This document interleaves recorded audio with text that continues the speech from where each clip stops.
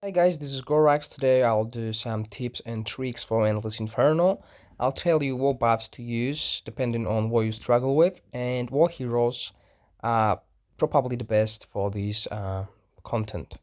Right, ever since I finally started investing in emblems, I've managed to get to levels 80 a couple times now, and usually I'm stuck between level 78 to 80. And the reason for that is because I finally know what buffs to go for.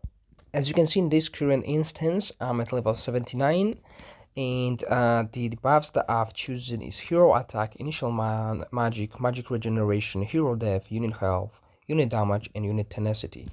Basically, if you struggle with survival, like at level 70 plus, this is where you will struggle with survival. If your units die within 20 seconds of the fight is over. If your defensive units die within 20 seconds. So what you should be focusing on is unit damage reduction, tenacity to reduce the crit hits of enemy units like Naga and Harpies, and hero defense, as well as unit health. These four defensive buffs will make your units quite powerful, and they'll all stay in the fight for longer. As long as the fight is longer than 1 minute, you have a higher chance to win because of your backup units as well. Now, if you're playing on the lower levels and you struggle with killing enemy units, you will want to invest into hero attack, hero unit damage, and unit attack power, as well as attack speed. So this will help you kill enemies faster. What I'll also suggest is buying initial magic or magic regeneration buff from the King Store to make sure you always have mana, and enemy doesn't reduce your mana regen by a lot. And obviously, as you can see in this instance, I had both of them from Endless Inferno buffs because there was no other buff that will benefit me more than these two. So this is why I chosen them. Usually I will just go for another defensive one. As you can see in the leaderboard, at the moment first, I believe if I don't get to 80, one or two more players will catch up to me eventually. Now let's talk about what heroes are the best for Endless Inferno, and there are quite few free-to-play heroes that will be great here. But first, let's go through the paid heroes, and I believe the one that people have the most success with is Astral. The reason for that is Astral brings great defense with regen, like heals from both Genie and Airship when the unit gets down to 35%, as well as his ultimate.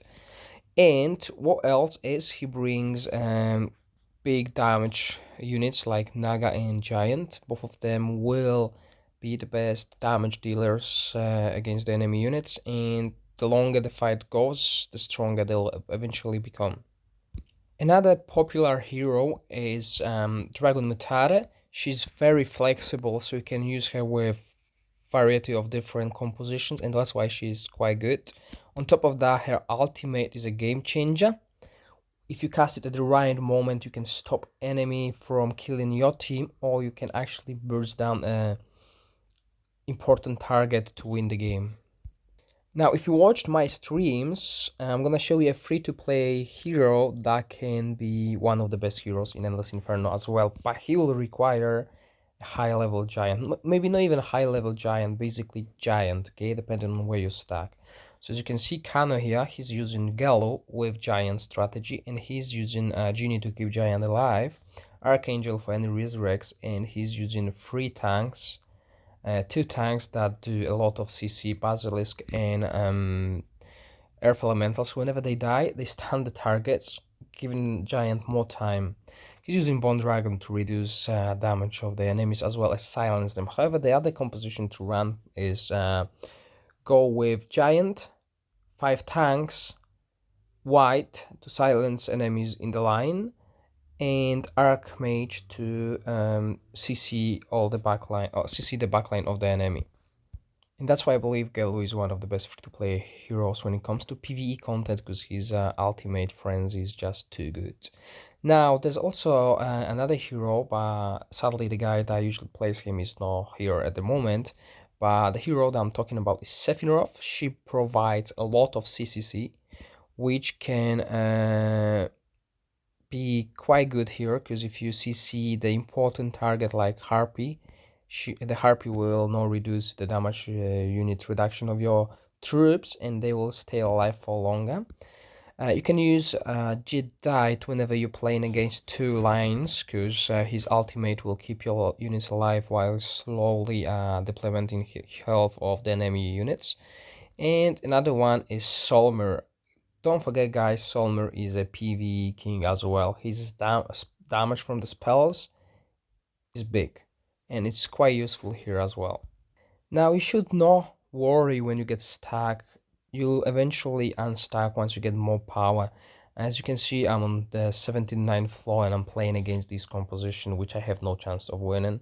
The reason for that is I got Harpy, which will destroy the line, and I got two Manticores, which will basically make my Astral useless, as well as Wyvern will deal a lot of damage to Behemoths, probably the best tanks in the game, and a Naga. So this is big damage uh, composition. And whenever I'm against that, I wait till 12 o'clock for a reset, and hopefully I'll have a better enemy to deal with.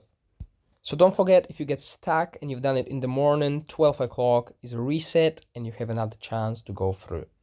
This is it for today's video, guys. Make sure you subscribe to my channel. If you like my content, please share my channel as well. I would also like to invite you all to play Might and Magic Dynasty. It's another game in Might and Magic universe. It's a war game, but it's quite free to play friendly. Most of the top players here didn't spend a penny on the game. And if you want to play with me, you can apply to my guild. Just make sure you message me first so I know it's you, and I'll keep a spot for you guys. Hope you stay safe, and I'll see you guys later. Bye.